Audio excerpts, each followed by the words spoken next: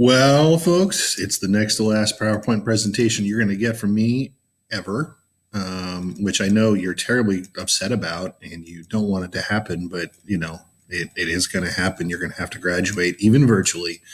So I'm just trying to get us to where we're supposed to start and then we'll get underway.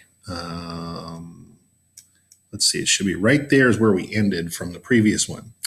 All right, so here's your next to last one. They're both coming this week. So after this week, you're officially done. Assuming you've got all your grades and whatnot in, and let's get it underway so we can get you done. All right. Hang on a second. Let's present from here, shall we? All right. So at the end of last week's presentation, you were dealing with a scenario where the Marines were coming in ashore at Da Nang in 1965, the first ground units that were going to go in under American control, American direction, have American commanders telling them what to do instead of like advising the Vietnamese. They were going to actively be taking part on their own. Now, there's an aircraft-based operation called Operation Rolling Thunder that also begins in March of 1965. The idea was to take these planes and send them up into North Vietnam, bombing key things like bridges and factories and all kinds of other things. The idea was to reduce the ability of both North Vietnam to continue fighting by going after their military, but also by making it kind of painful for them to keep on resisting, the American support of South Vietnam. The American intent was basically to convince North Vietnam that they needed to stop trying to destabilize South Vietnam, bring all of their people, who they'd sent down into the South back up to the North, and basically you stay on your side of the border and, our friends will stay on theirs. One of the major things that's going to be attacked is something called the Ho Chi Minh Trail. And the Ho Chi Minh Trail, no relation to me, is going to be a supply line that is used to move things from the north down to the south. And it's the main supply line. There's a lot of people operating on North Vietnam's behalf down in South Vietnam. And like I said, that's their major road, their major logistical supply line. So a lot of effort is made to attack that Ho Chi Minh Trail. And, the attacks that it sustains, are enough to put it out of commission, but only temporarily. The people who are supporting North Vietnam are incredibly resilient and very dedicated, as you'll see in a reading that's also assigned for this week. And you'll get an idea of when you're fighting against people who are that willing and committed to winning, it's going to be really hard to beat them. And you could say their commitment clearly matched more than our average soldier did.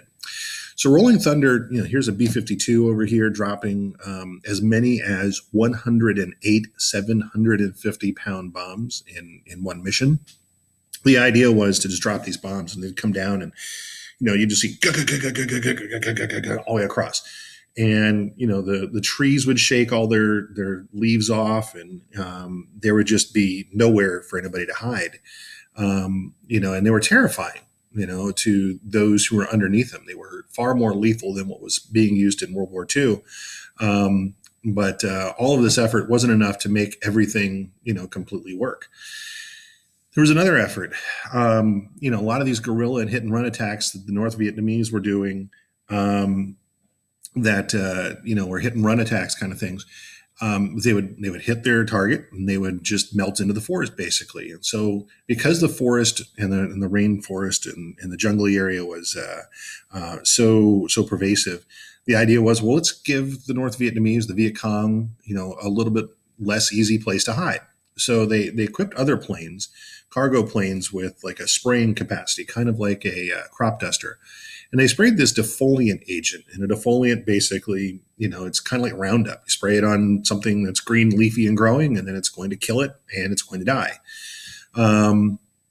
So that was Agent Orange. There were other different things they used. Agent Orange becomes the really famous one. There was, if I remember correctly, an Agent Purple and a couple other ones that were named on the colors of what they were. Agent Orange is one that gets all the press because it ended up causing environmental damage, ended up causing biological damage to those who encountered it, including American troops who were exposed to it.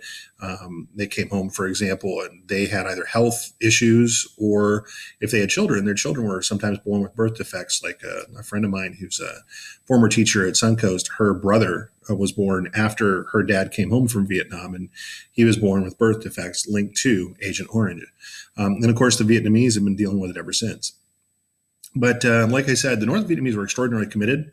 They began moving things underground, much like we saw in World War II in Britain and in Germany and places like that. They actually had, for a portion of the Ho Chi Minh Trail, they would actually have sections that were going underground, like tunnels. And, when people are driving around or flying around at night looking with infrared sensors down below, they're not able to pick up some of these trucks because, again, they're moving underground. This basically, had just the opposite effect of getting North Vietnam to say, oh, this is too painful. We don't want to continue. The people there grew more committed. They said, you know what? These people are taking it to us. We're standing up to the Americans. They're getting all the supplies they can handle for free from the Soviets. If an American plane gets shot down, for example, because it's the latest example of American technology, the Soviets paid the North Vietnamese, off in additional equipment and said, bring us their electronics and all kinds of other stuff. And they were able to figure out, if there was a World War III between the Soviets and the Americans, what the Americans would be using so they could work against it. And it was a long, drawn-out thing. On Christmas Eve in 1965, President Johnson, that is going to do something that's very controversial. He is going to announce what's known as a bombing halt. They've been bombing up in North Vietnam, and they're actually achieving some success. The number of missiles that are being fired against them up in the air, initially, there were lots of missiles because, they were just going up there and they got all these supplies from the Soviets, but they were running out of missiles. So when Johnson says we're going to have a bombing halt, he was doing it partially to give the crews some rest because they've been going nonstop. He did it also because he wanted to show how magnanimous the U.S. could be. Like, this is a pretty rough thing you're dealing with. Wouldn't you like it to stop? But realistically, this is going to take about a month. And the first thing that the bomber crews experience when they go back up north is that, all the sites they've pulverized, all the missiles that have been shot off against them, all the anti-aircraft sites that were running out of bullets. Well, unfortunately, they've been resupplied in all that time. Soviets showed up and said, hey, buddy, what do you need? And now they're flying back into just as bad conditions as when they started. A lot of air crews were very, very bitter towards President Johnson because the bombing halt was doing decently. But now they're facing increased problems because he did something that he thought was political. There's going to be a lot of criticisms of the Johnson administration in the Vietnam War. He would select with a list of targets. What are we going to hit that day? Sometimes in a press briefing, he'd say, today we're going to hit, and they hadn't done it yet, which tipped off the North Vietnamese to be prepared for an incoming airstrike, which then made it more potentially challenging, difficult, dangerous for an air crew coming in. When people knew they were coming, and it was more likely they could get shot down, injured, or worse. So this is the first example where the air campaign began to be directly impacted, was this bombing halt. And again, in the next presentation, it's going to be fairly quick, but the troops who are on the ground are dealing with all kinds of things. The North Vietnamese troops aren't stupid. Most of them are not, and I say most of them are not, wearing army uniforms that identify them right away as a member of the NVA, the North Vietnamese Army. The Viet Cong, who are the supporters of the North in the South, everybody in Vietnam always talked about, the soldiers that is, talked about how the locals are always running around in their black pajamas, which was like a national thing, sort of like a short sleeve top and then long sleeve, or not long sleeve, but long pajama style pant. Remember, again, it's very, very hot there. So anything loose and comfortable can be great. Usually sandals, that kind of thing. But the Viet Cong, the North's supporters in the South, who often, were armed and shooting against the Americans and whatnot, they looked exactly like the locals, and you didn't know who was a good guy, who was a bad guy, who threw down his weapon. You didn't know if the guy who's grinning at you is grinning at you because they generally like you or because as soon as you turn your back, they're going to shoot you. Former Suncoast student interviewed a Vietnam veteran, for example, who, this particular guy was still shook up, and it had been, 40 years. This particular guy was in Saigon, capital of the South, And, they thought they were in a safe area in this capital, and they were in an area that was known for housing a lot of troops, and they were relaxing there. And there's this young boy walking by, and he's selling Cokes. And, his buddy said, hey, let's get some Cokes. And so they open, they pay the kid off, and, they get their Cokes, and they starts to open the pull tab on the top of the Coke, and it was a bomb. And it blew up this guy, his buddy, that is. And it could have been him. And, you never had this feeling of safety. So imagine, if you would, you're going out here in the countryside, and you're just walking along. In this picture, they're pretty exposed. They're spread out, which is good, because, it's going to be harder to knock them all down if you're an enemy soldier. They're marching through the rice paddy, and you might be thinking, well, why would you want to go through the wet? Well, if you have a mine, where are you going to put the mine? Are you going to put the mine on land, or are you going to put it in water? Now, obviously, the answer is on land. Guerrilla operations are not full army versus full army. Small army, outgunned, outmanned, but maybe a little more dedicated than the large army that's well equipped. And so if they put a mine over there in that area where they're walking towards the right-hand side of the picture, over on the land side of things, do you think anybody's going to really want to walk on that land part right there? I wouldn't. I'd be like, dude, I'm going to go in the water. So they're out there and they're slogging through, and this is kind of like what the veteran was describing in the thing that you saw last week about the jungle rot. The stuff's going to be hot. It's going to be wet. It's going to just start to decompose. You're just going to hate life. Your feet are, you don't want to take your shoes off, your boots off, because, if you've got to run from a firefight, then your boots are off, and that's just a mess. And I'll just tell you now, there's this thing called punji sticks that Vietnam was known for. Again, it's a guerrilla type operation. You want to deny people, certain areas and make them think twice about what they're doing. Always keep them, nervous and off guard. Take a piece of bamboo and you sharpen it and sharpen it and sharpen it to the point where it's a really, really sharp point. Then you take animal poop, and I said poop, and you basically smear it all over this, this very, very pointed stick thing. And then you put it down in the water. Nobody can see it when they're walking along. These soldiers are looking up. Okay, they're looking up out towards the distant tree line, because that's where somebody's going to be hiding to attack them. And if you don't need to leave soldiers in the area, you want to really make people think twice, you'd use some punji sticks. So you got that sharp stick loaded with all the poop up right there. The guy's looking around. He's not looking down. It's going to be hard to see anywhere. The water's dirty. And then as his boot goes on top of the punji stick is so sharp, it goes like that. And it penetrates through the foot, and then it penetrates through out the top of the boot. Now, you can imagine, having something sharp go through your foot and out the top is certainly going to hurt. But also on that punji stick is the poop. And as it goes through the wound, it's now infecting the wound. You're screaming bloody murder because you've got a sharp stake sticking out of your foot. All your comrades are looking over going, oh my God, there's punji sticks in the area. They stop what they're doing. They need to get you to a place where you can be evacuated to safety. Meanwhile, you're impaled on that particular stick. And the only way to get it, only to get you out of the area is going to be to then pull your foot off of the stick, which is going to hurt just, a ton as well, making it more infected. Now they have to call in a helicopter. Helicopter is going to come in, and it's going to land, and they're going to put you on it, maybe drop some supplies off for your guys who are still there. But now you've got a helicopter that's come into the area. And if you're a North Vietnamese supporter, that's like a really, really rich target to want to shoot that, because that helicopter is keeping those guys supplied. And if that helicopter is not able to keep those guys supplied, they can't chase you anymore. So guerrilla operations, there's all kinds of things. You're going to see more about. That's what the subject of the second presentation is all the really ingenious ways the North Vietnamese scare the daylights out of our troops on the ground. And because they have to do that, that's making life really difficult.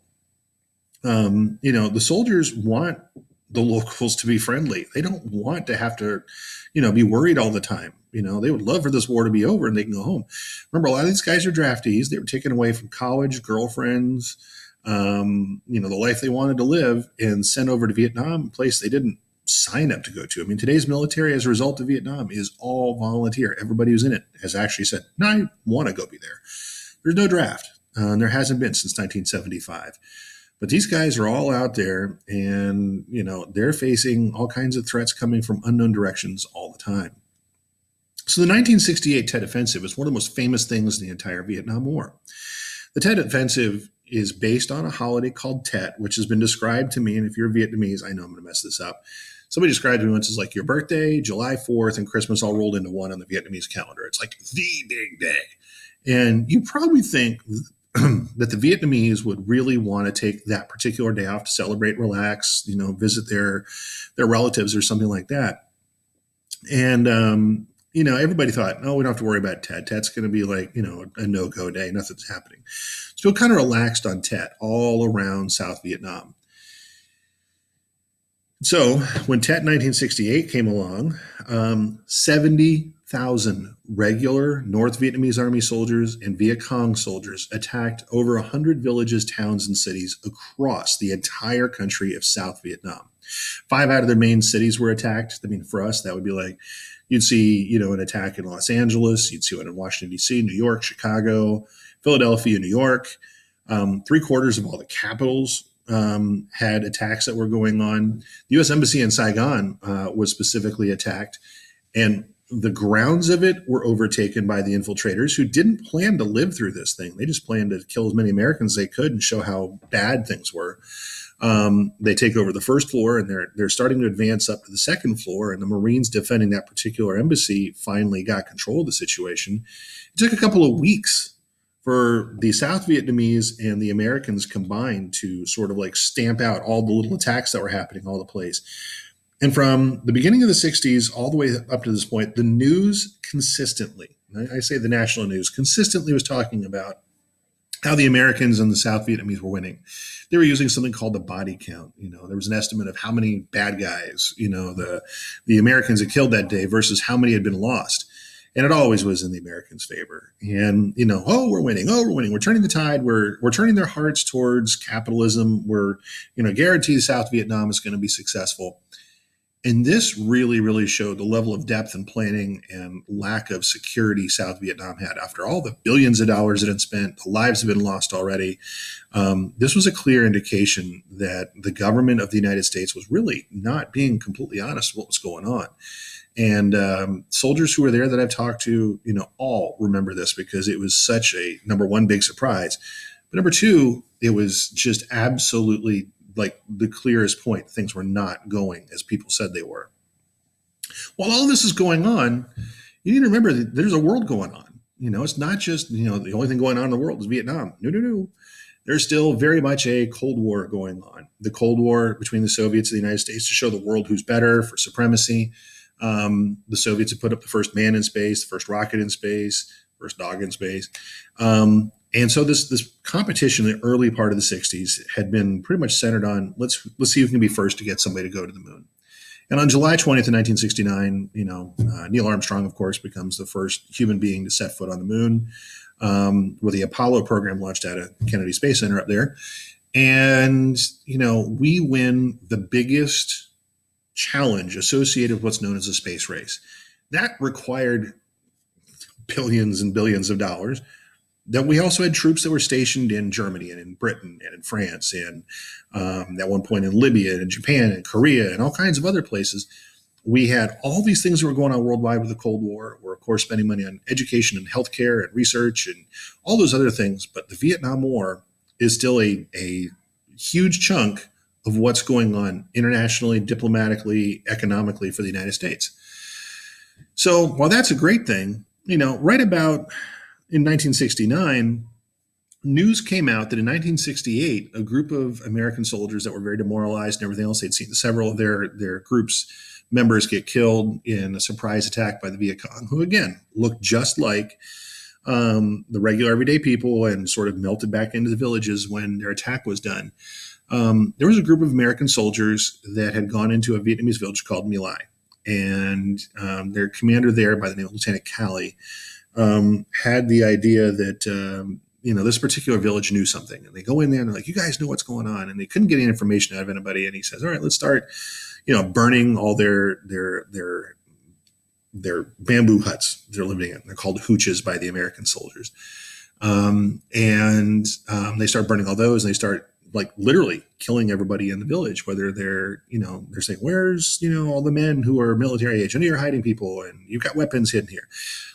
And they literally start killing men, women, and children of all ages. And, it's only stopped because a U.S. helicopter flying by sees some villagers hiding in the tall grass, and an American soldier is coming towards them with his weapon, and they go, "Whoa, this is wrong." And they intervene, and then there's an investigation, and people get arrested, and everything else. And again, it was kind of like just absolute chaos that these guys had, just flipped, as far as their mental state was concerned, and that got covered up by the Army. They didn't want people to know. Sorry, pause. Cherry Coke. But the Army covered it up because they didn't want people to know that it was doing bad things like that. And of course, the Soviets would have used that for propaganda purposes to say, oh, these Americans are trying to capture the hearts and minds. It was a big deal. We were trying to supposedly get the South Vietnamese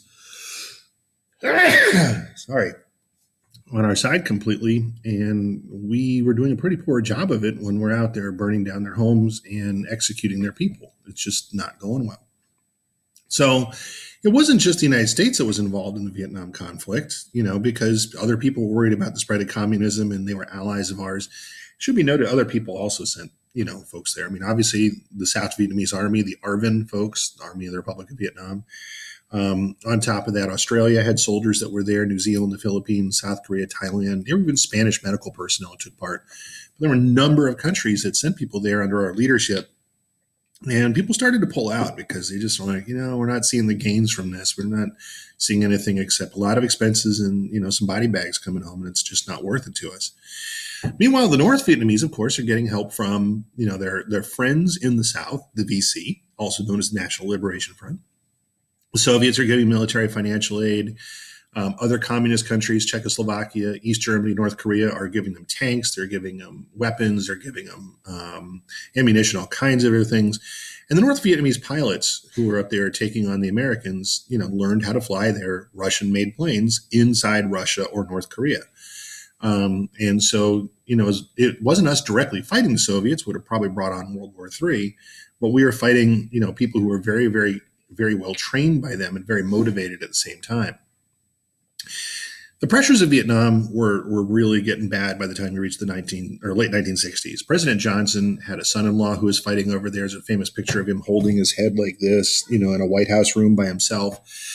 And, he just was getting a beating, in the press and everything else over what, the government was saying was going on and what actually was going on. So he's allowed to run for his own term as president. He already had done that in 1964. Everybody expected he was going to run again in 1968. And then he suddenly stuns everybody in March of 68, literally just months before the election, says, no, I'm not going to run. And his vice president, Hubert Humphrey, people were like, I don't know about that guy. Robert F. Kennedy is going to say, hey, I'd like to do it. Former attorney general under his brother, John. He, of course, is going to get assassinated at one point, and then Hubert Humphrey is going to take over. But Lyndon Johnson's just flat out done. He's just worn out by everything that's going on. Richard Nixon wins the election in 1968, getting inaugurated in 69. He said he had a secret strategy, and this same kind of strategy has been argued to be used by everybody, in the United States ever since we've ever tried to occupy any country ever since. We're going to turn it over to the people. And he said, my secret plan, I have a plan to take over the war and end it. Okay, well, fine. He gets inaugurated. What's your plan, man? We're going to give the South Vietnamese lots of equipment. We're going to train them how to use it, and then we're going to get out. Instead of it being about us and what we're bringing to the table, it's going to be about the Vietnamese controlling their fight, and it's called Vietnamization. Okay, great. This sounds like a really, really great opportunity. But in Nixon's terms, this is going to allow the U.S. to return with honor. We've stood up for our allies. Everybody should know at this point that, if an ally or a friend of ours is threatened, we'll show up with billions of dollars and we're willing to commit lives and equipment and energy and everything else. We're not going to leave our friends out to dry. We're going to try really, really hard to help them out. And in this case, that's what his plan is. So Johnson is the one who's sending over huge numbers of troops after Kennedy's death. Remember, Kennedy escalates it. Johnson's going to way escalate it. By 1969, under Johnson's orders, there's 543,000 Americans involved in Vietnam. I mean, that's 500,000 Americans. But because of Nixon's plan to Vietnamize the war and return with honor, that withdrawal starts pulling. They start taking troops out. They start taking out naval units and air units and everything else. I mean, Ho Chi Minh dies in September of 69 to stop bleeding the North, but that doesn't mean that their ardor cools at all. It's November of 69 when the My Lai massacre goes public. And again, more people start turning against the war because that's not what I sent my son over to do. This is the root of where, you hear about potentially Vietnam veterans coming home being called baby killers by a public who didn't understand what was going on. It got worse and worse and worse and worse in terms of public opinion. By 1970, the end of 1970, there's only 280,000 troops that are going to be in the Vietnam area. It's been a rapid withdrawal. The South Vietnamese are increasingly seeing themselves responsible for fighting against the North. The North, by the way, is looking around going, there's a lot less Americans that are fighting here, and the South Vietnamese aren't that good. So they're going to keep on pushing even harder. In 1971, it comes out that Nixon's Secretary of State, Henry Kissinger, has been talking quietly with the North Vietnamese about the possibility of the U.S. just getting out of the war altogether and trying to guarantee that South Vietnam is going to be allowed to continue its existence and the North's going to leave it alone. The U.S. had as one of its main points that the North had to get out of the South and bring all their troops out and leave South Vietnam alone and allow South Vietnam more or less to operate without any kind of interference. The North Vietnamese just flat out wanted the Americans to leave. And that was something that, neither side was really budging very much, so it didn't work very well. But you could see the writing on the wall if they're having peace talks that maybe an end is coming. Just for your own awareness, in 1971, the most significant event of the entire year, I was born. That's me. So there you go. By 1972, 40,000 American troops are leaving a week. I mean, there are some that are coming in, because people are having, let's say, a 2 or 3 year commitment to the military and go through training for a year and they have to go over there for a year or something like that. There's only 10 guys a week being killed, which if we had that going on now in Afghanistan, there'd be, absolute hell to pay. But by the end of 72, some 70,000 troops remain. Here you can see an example of, a USO tour that's gone over to cheer up some American troops, and some of them look really quite happy that she's there. But we clearly wanted to get out of what was going on in Vietnam. It'd been a long decade of fighting with a lot of expense, and we needed to get out. One of the things that's going to really cause the Vietnam War to come to a quicker end is when Nixon is going to do something that a lot of people give him a lot of credit for.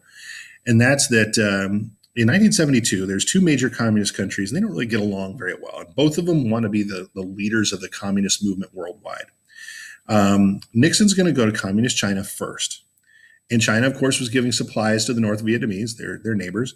But by going there, no president ever visited communist China before, never really been to a communist country before.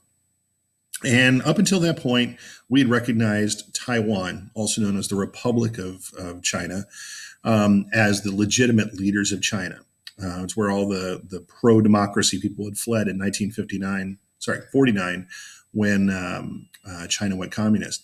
So we'd recognized them as the legitimate leaders of China ever since then. And China, meanwhile, was a huge market, had the potential to buy a lot of American goods, but also put pressure on the North Vietnamese to come to the negotiating table and give us what we want. Well, of course, the Soviets saw us go to China and they were like, oh my goodness, they're going to make China look like they're the superpower, in the communist world. And so they sent an invitation to Nixon, and Nixon goes over to Moscow and meets with Soviet leader Leonid Brezhnev.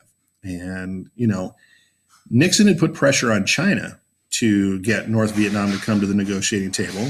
Nixon goes to Moscow, puts pressure on the Russians to get them to come to the negotiating table. Meanwhile, there's some things the Russians want, and there are things that are achievable from our end. So both China and Russia are going to agree to put pressure on North Vietnam, the people they're sending supplies to come to the negotiating table and make it possible for us to leave. Just to make it more obvious that things needed to end, they had the United States had an all-out bomber assault called Linebacker 1. Later, it'll be Linebacker 2. Again, much like Rolling Thunder, planes go up, make it hard for the North Vietnamese to continue. It was doing a pretty good job. And Hanoi was like, whoa, we're getting pounded. We need to come to the negotiating table. China wants us to get out. Russia wants us to get out. We're getting pounded. We need to get out. So they're both going to show up, the United States, and they're not talking to South Vietnam at this point. The United States and North Vietnam show up, they negotiate, they have an agreement more or less, and everything's looking pretty good. The only problem was, that at first, before we get there, U.S. are going to be taken out. Prisoners are going to be exchanged. The U.S. base, getting turned over and everything else. But the South Vietnamese go, whoa, whoa, whoa, whoa, whoa. We don't want to be left on this all on our own and everything else. And so the North Vietnamese go, no, we had an agreement. And we said, well, we can't because our friends don't want us to do this. So the North resumes everything. The U.S. resumes everything. This goes into what's known as Linebacker 2. Now, if you notice on this particular slide, North Vietnam said, no, we had an agreement and you guys backed out. The president says to the chairman of the Joint Chiefs of Staff, I want you to end the war. Now, there's two ways you could do this. One, all right, we just stop fighting. Number two, we throw everything in the world at North Vietnam, except for nuclear weapons. And that's what happens. We say, North Vietnam, we're going to give you 72 hours to reconsider and accept the deal that we've already put together or else. And North Vietnam says, no, I don't think so. So Linebacker 2, up until this point, Hanoi had been off the table as far as a place to attack. The main port of Haiphong, where Soviet ships brought in supplies, was off limits. We didn't want to anger the Soviets or potentially bring them into the war. Everything in North Vietnam, every single spot, becomes a target. And those bombers, like those you see right there, that can carry as many as 108 bombs at once, start taking off around the clock. And they're just dropping bombs all over the place and just wrecking the place. 11 days of this take place before the North goes, all right, whoa, all right, why don't we talk? And that leads to the talks. Here you can see that, this whole thing is going on, Christmas bombings. We're still bombing over Christmas as opposed to the earlier bombing halt. The North Vietnamese, 4 days after Christmas, say, dude, we are so seriously done. We'd like to go ahead and talk. And as it finally comes out, you can see originally it's like up here where the border is between North and South Vietnam. You can see where the Northern Vietnamese supported troops are operating. They're all sort of converging down here. You can kind of guess where that is because that's the capital of South Vietnam, Saigon. These areas are controlled by North Vietnamese friendly forces. These areas are what the South basically controls. So when the U.S. pulls out, we have our last air attack against them on January 27th of 73. It's going to be obvious that we're pulling out. President Thieu is going to look around and say, oh my goodness, I can't win this thing. He's going to flee the country, but his people don't get that opportunity to do so. We do try to take out as many people as we possibly can. We fly them out on planes. We fly them out on helicopters. There are boats full of people, who are trying to escape what, the North is going to do. It's understood. They're going to imprison some people. They're going to execute some people. The very last Americans are going to pull out of Vietnam on April 30th of 1975. And it's going to be a really just absolutely numbing thing. We've been in there for about 15 years, and we've lost, if memory serves, something like 54,000 American lives trying to save South Vietnam from being overrun. When South Vietnam finally is overrun, it's going to be a situation where, there's no more South Vietnam. It's just one Vietnam, as it is today. The capital in the north of Hanoi gets renamed Ho Chi Minh City, which it's still called today. And we didn't really want to admit everything that's been going on. It really wrecked us as far as our military is concerned. A lot of other things taught us a lot of things and changed how we operated in a lot of ways. And in about 1990, 1991, we finally, from 1975 until that point, we hadn't had any kind of actual formal diplomatic relations with Vietnam. And we went back and said, all right, it's been 15 years or such. I guess we can start to talk to each other and get along. And, now they're decently friendly to us. They're not super communist anymore, but the Vietnam War was a huge expense of money, huge expense of lives, and is something that not a lot of people appreciate because they just don't see what the value is. It wasn't a win. It wasn't a war where the United States was saving the world from something. Although it was argued we were saving people from communism, it could have gone elsewhere. Nobody really got that sense that it was a war that was being fought for the right reasons.